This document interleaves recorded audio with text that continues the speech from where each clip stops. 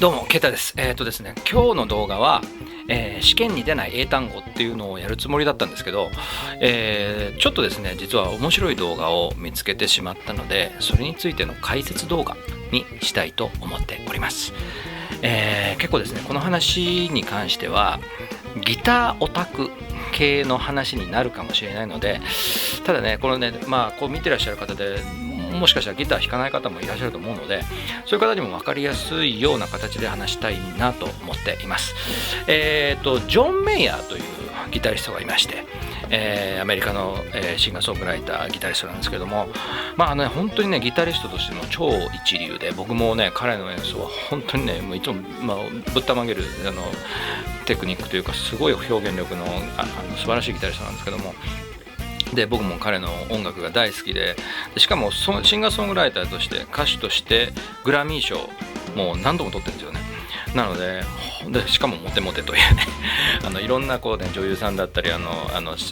綺麗な方々とね浮き名を流しているという、なんかこ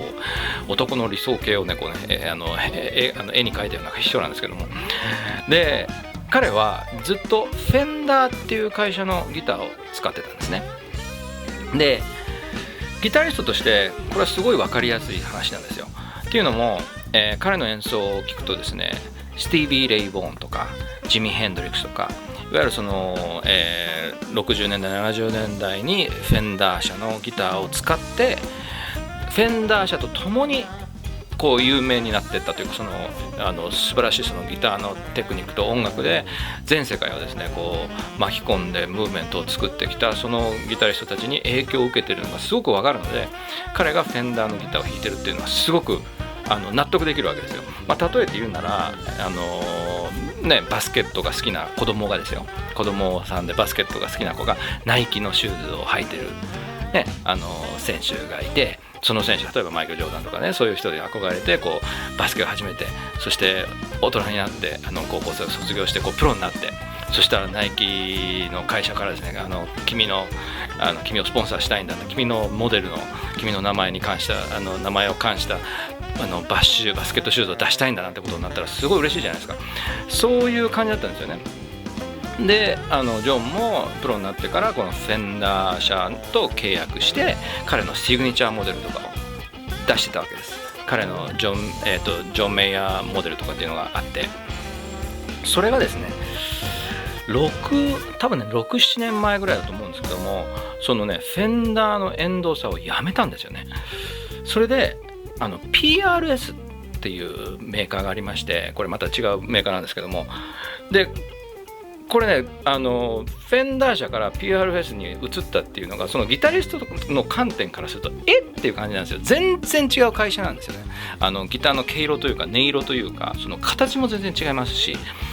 でそれからしばらくしてPRS からその新製品が出ましたと、ジョン・メイヤーモデルが出ましたっていう発表があって、どんなのが出たんだろうなと思ってみたら、その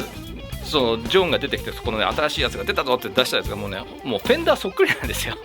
だからもうねフェンダーのバッタモンみたいなのが出てきて、だからもう僕らだからギタリストとかもだからドヒャーみたいな感じですよ。もうだから言ってみればなんていうんですかね、ナイキのスポンサーだったのがいきなりプーマに移るみたいな。でいきなりのモデルもなんていうのデザインとかもそっくりそのままみたいな感じのやつが出てきたって言ったらちょっとびっくりしますでしょ。なんかそんな感じだったんですよね。で非常にだから不思議だったんですよね。なんで PRS なんだと。で別に PRS はね悪い会社じゃないんですよ。素晴らしいギターを作ってる会社なんですけども、全然そのね思考が違うんですよね。音色の指向性というか、もうちょっとジャズ寄りですし、例えばカルロス・サンタナが使ってるのがやっぱりすごく一番印象的だとは思うんですけども、なんかものすごくこうウォームで、なんかフェンダーともギブソンとも違う第3の音色みたいなのを確立したような会社で、それがねなんでなんだろうなっていう、なんでそこに行ったんだろうっていうのが結構みんな不思議だったんですよ。ギタリスト界隈では結構なんかこう話題になってた話題で、それの長年の疑問を解決してくれる動画が上がってまして、で今日はそれをですね皆さんに見てもらおうかなと思っております。こちらです、どうぞ。You designed a guitar. Yeah. This is wild because you always had this one kind of guitar as long as I could remember, and then one day I saw PRS guitars. You could say I redesigned a guitar, right? So I've been a Fender guy my whole life, and is this your idea? Or? Yeah. For years, I mean, I had like a Fender Signature Series Stratocaster. Me too, Mike Eldred. Thank you. Which we love Mike Eldred. You know, I think for me, when Mike Eldred left Fender, that was the beginning of the end of that era. Where artists really had people to talk to at that company, and we could call, we could go. Oh, I found the part you're going to be mad about on your ride home. This part right here? Oh, I don't have a problem with that.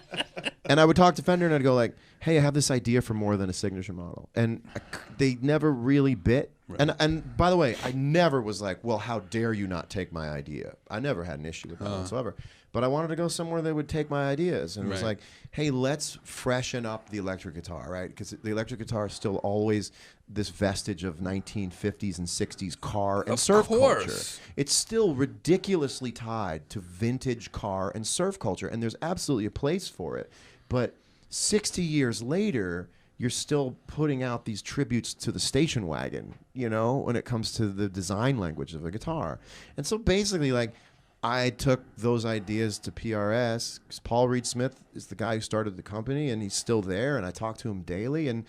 it's like the relationship I used to have with Mike over at Fender, which is like you call someone up and you have ideas and you share them, and they're not afraid to turn the CNC machine on and build you the thing you're talking about, you know? And this is always a difference between someone working at a company who loves what they do and then like a venture capital company coming in and buying the thing. Because one day you'll call up and you'll go like, hey, can I get one that's got a whole rosewood neck? And they'll go, yeah, it says here you already got 2 this year, and our contract was for 2. Right. So I'm going to have to charge you. It's like, no, don't line item this. Mike would send me a thing, and then we would do something together off of that would make you guys really happy at the end of the thing. You know. So now I do it over at Paul Reed Smith, and it's not really like thumbing my nose at Fender. I mean, how are you going to get mad at the company? I mean, you'd be like, no more Jimi Hendrix. I'm boycotting mute Jimi Hendrix because he played a Stratocaster. It's got to be fun to play something you thought up. Well, so now I'm playing this thing that's 100% mine, right? And has it affected your playing or your mood? Or? It's affected my overthinking because it's like you'll cook for yourself all day and night. And it doesn't matter how it tastes. But as soon as you're cooking for other people, you start getting paranoid about every variable of the meal, you know? Yeah. But I've gotten to a point where it feels so good now that I'll never again have a number 1 guitar. It's like a basketball player just changing in and out of shoes. Like I could play a show. I could hand someone my guitar I played that night at the end of the show, and then just get another one and play just the same way on that guitar because it's bespoke for me. So for the first time, I could go to a Guitar Center and pull a guitar off the wall and be like, it would feel just like the one I had for 20 years, which is super cool. It's called the Silver Sky. And I wanted to really move the guitar away from this classic and wonderful time period, but move it more into this modern period of Tesla, Apple, Leica, these really clean designs. And the first 4 colors of the Silver Sky are Tesla colors. はい、ということでね、おそらくジョンはきっと子供の頃からフェンダーというそのロゴに、屋号ですよね、フェンダーという屋号に憧れていたと思うんですよね。フェンダーのアーティストってすごいですから、やっぱりそのなんかファミリーに入れるわけじゃないですか。そのね、脈々と流れるそのロックの歴史の中に自分が入れるっていう。ただその屋号を捨ててでももっといいギターを作りたいって思ったんでしょうね。そしてそれを叶えてくれるのであれば、自分はその屋号なんてものはいらないと、そのファミリー、フェンダーファミリーとかっていうようなその形みたいなものはいらないっていうことなんじゃないかなっていう気がします。そのね、別にその事業規模を数字で見たわけではないんですけども、おそらくフェンダー社に比べると PRS ポール・リード・スミスっていうんですけども、PRS は多分中小企業なんじゃないかなと思うんですよ。比較の問題ですけどね。素晴らしい楽器なんですけども、でビデオの中でありましたように、創業者のポール・リード・スミスさん自身がまだその経営判断に関われるわけですよ。ジョンと直接話をしてるっていうことは。っていうことはおそらくですけど、かなりね規模がね小さい会社だと思うんですね。だから要するに小回りが利くというか、ただその方がやっぱそのアーティストの気持ちは組みやすいですよね。動画とかでジョンがその PRS の新作を弾いてる動画を何度か見たことあるんですけど、本当素晴らしい楽器で、なんかボストンにあるバークリー音大でギターを教えてる友藤田さん、ジョンにもギターを教えてたという友藤田さんも、ジョンがですねこのシルバースカイというギターのピンク色を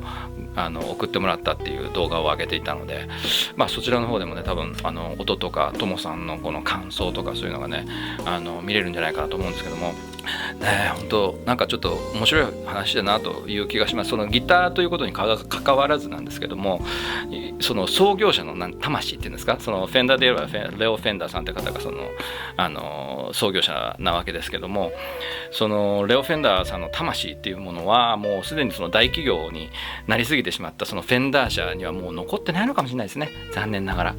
その魂を引き継いでいけるのはもしかしたら PRS をはじめもう少し小規模でこれから少しずつ上っていこうとしている小さめのブランドなのかもしれないですね。今日はですねそんな話でした。それではまた明日。